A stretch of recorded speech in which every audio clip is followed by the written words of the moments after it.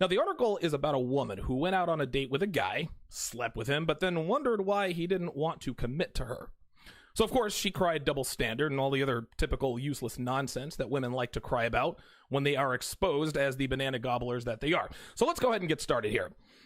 She says, quote, "My date with Pablo was fantastic. I met him through a friend of mine, and he'd only been in Australia for 2 weeks when he asked me out.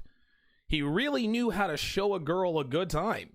We went out for drinks, then dinner, and then a walk on the beach where he told me all about his family and dreams for the future. I thought he was just divine, and I loved his accent.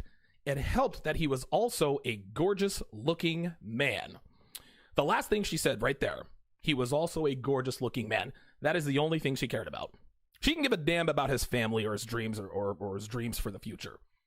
And to be honest with you, how could she? She'd only knew him for a few hours. So now the question becomes, well, why would she act like she cared about something she really didn't care about? Well, this is simple. She put up the banana gobbler shields, and women, listen, girls, women, they like to do this all the time. They would have us believe that the reason they had a one-night stand with pick a random guy is because she loves his energy. She loves his aura, right? Girls will never say, well, he was hot, I was horny, and that's why I slept with him a half an hour after I met him. Because they know it makes them look and sound promiscuous. So they point out a trait or characteristic that has absolutely nothing to do with a sexual attractiveness or a sexual allure in a feeble attempt to make us think that they did something immoral for reasons that are moral. This is why I always advise my guys. Make sure you give a girl what's called plausible deniability when trying to get her back to your place. Because if you just say to her, hey, let's go back to my place and bang, she's going to be a little bit hesitant to do so, if not bounce on you altogether, because you're talking to her like she's promiscuous. You are addressing her as a banana gobbler. Now, you guys both know that she is promiscuous. You know what's on her mind. But in a woman's mind, if neither acknowledges the obvious, then it must not be true. So when you say, hey, I have an idea, let's go back to my place so I can show you my video collection about underwater basket weaving, she's going to say, OMG, that's a great idea. I've always wanted to learn about underwater basket weaving. You both know that you're going to wax that ass as soon as you toss your keys onto the coffee table.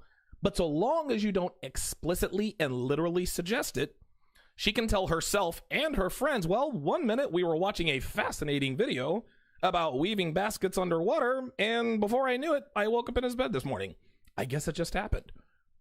By going out of your way to make sure that a girl doesn't feel like a slut, you give her permission to act like one without actually calling herself one.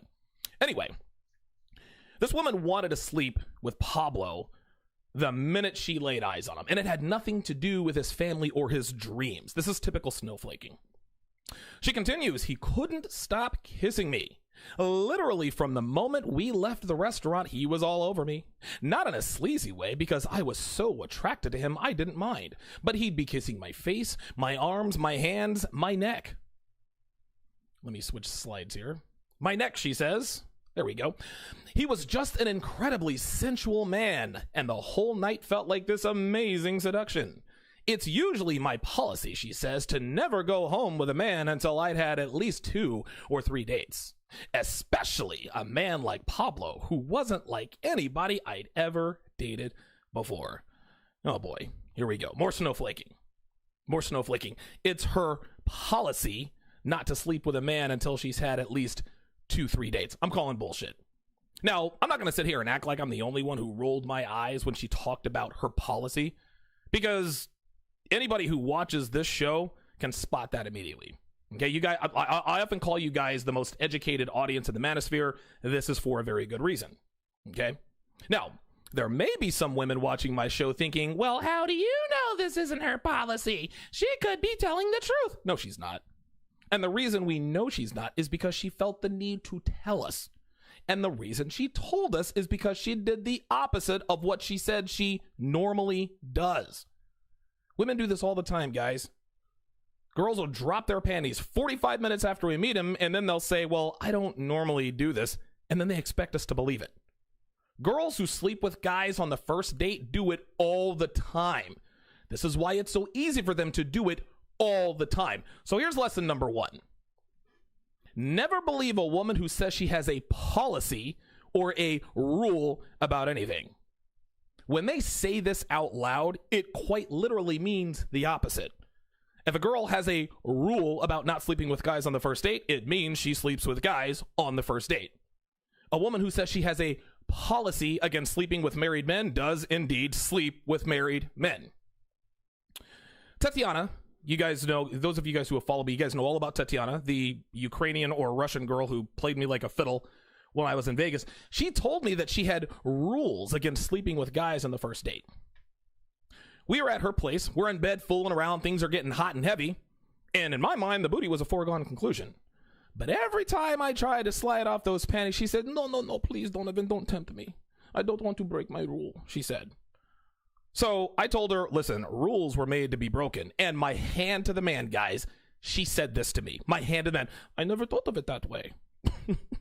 The next morning, she said, it hurts to pee. What did you do to me? And I said, well, that's what you get for breaking your rule. And I put that in air quotes. She absolutely loved it. The point is that this chick is an easy first day lay, and we all know it regardless of what she said. Let's continue. But after having maybe a few too many wines and then succumbing to his seductive ways, I agreed to go back to his apartment.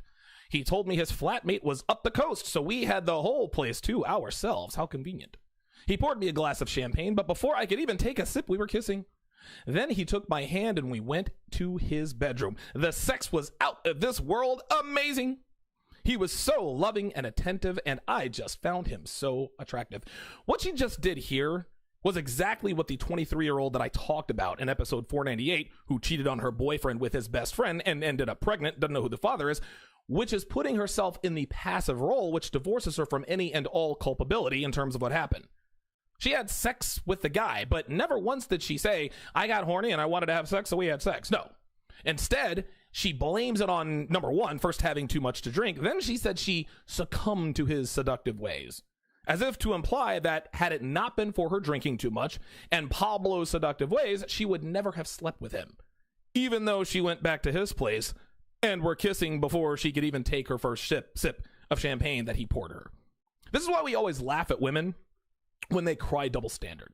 This is why we all roll our eyes when they tell us that their past banana gobblery doesn't matter. And it's the same reason they're always trying to cover it up. It's the same reason why they just never admit to being a banana gobbler simply because they wanted to gobble bananas. This is the same reason why they always divide their real notch counts by 25. It's the same reason why they're always dishonest about their past. It's because it matters. And women know it matters. This is why they're always trying to cover their banana gobbling tracks. Women like to pretend that it doesn't matter, that their pasts don't matter until it does matter, which is exactly what happened to this chick, as we will see here, when Pablo makes the right decision about her based on her actions and not her policy. After we made love, she says, we had a shower together and got back into bed. That's when he devastated me. He told me that he'd had a great night, but he wouldn't see me again after that night, and I couldn't believe his reason. He thought I'd given myself away too quickly and too easily, and he didn't like that about a woman. He wanted a date he could respect, and he said he couldn't respect women who are too easy. I was horrified, she said. He made me feel worthless. Yes, I'd slept with him on our first date, and I'd only done that once before in my life. Of course you have. But what about the double standards, she asks. I was sleeping with him on the first date, but he was also sleeping with me on our first date. I tried to explain how unfair he was, but he didn't listen and didn't care. I got out of bed right away and got dressed. There was no way I was going to spend the rest of the night with him. I told him I thought that he should be ashamed of making me feel bad and that I wished I'd never slept with him or met him. He just looked at me with a smirk on his face and said, goodbye. Have a nice life. I've never been so humiliated, she says. What women fail to realize is that they are a part of this, quote, double standard when it comes to sex. They're not attracted to men who have very little experience with women sexually, but are very attracted to men who have a lot of experience with women sexually. Ladies, that's not a social construct. This is biology. Women don't want men that other women don't want. This is Red Pill 101. This is Seduction 101. No matter how much women want this to be different, this is not the way it is. And because of their biological directive to be with sexually pre-selected men, they indirectly help to create this unfair double standard between men and women when it comes to sexual partners.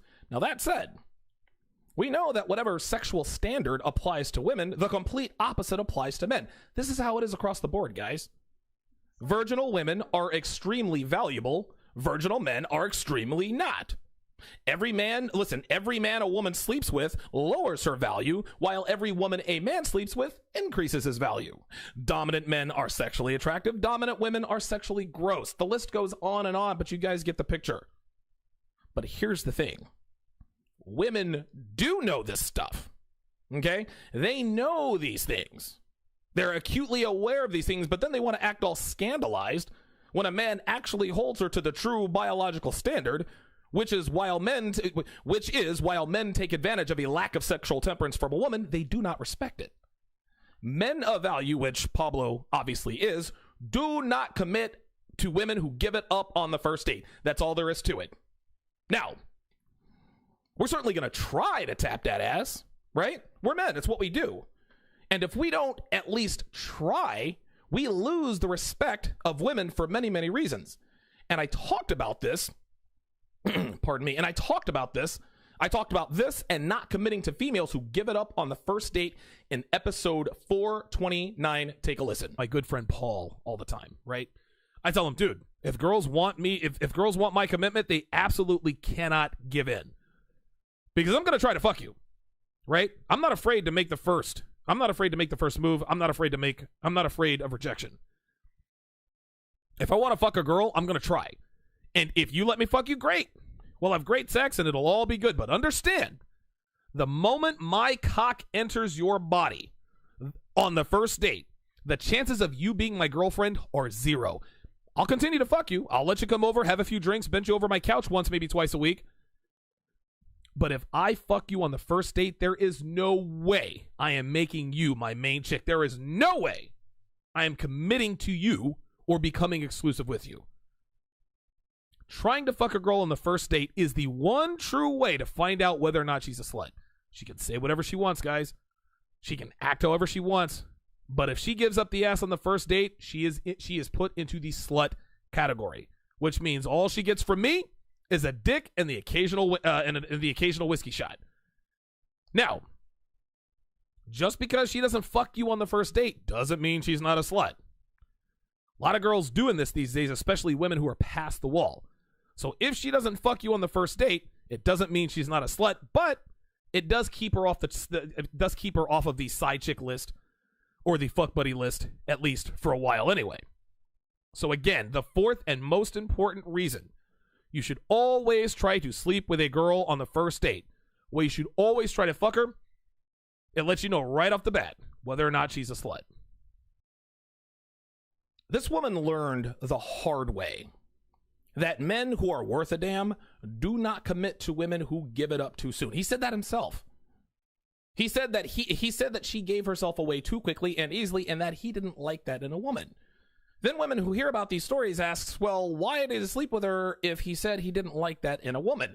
And the fact that they always ask this question proves, once again, that women think that a man's sexual desire is also a man's desire to commit. Of course Pablo liked that she was an easy lay. He likes that in women he uses for a one-night stand, not women he commits to. So here's lesson number 2, ladies.